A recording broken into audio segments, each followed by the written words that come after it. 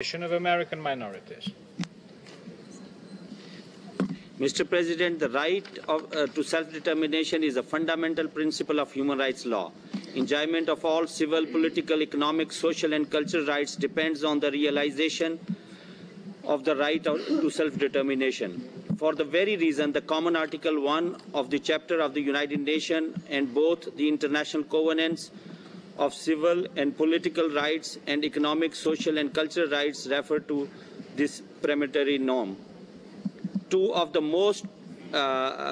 decades, this right has led millions of people across the globe to find their destinies. United Nations is beneficiary. A large number of present membership of the United Nations is beneficiary of this right. Unfortunately, however, there continues to be areas which remain under foreign occupation.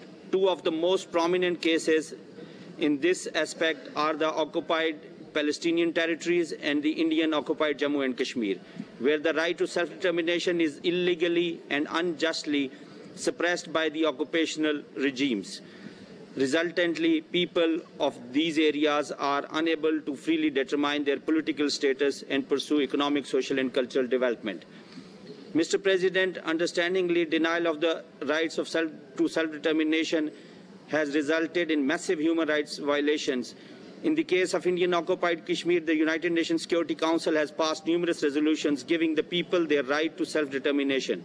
The resolutions were agreed upon both India and Pakistan.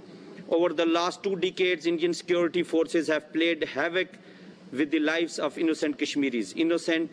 Incidents of massive human rights abuses and violation have been documented in detail, both the national and international NGOs.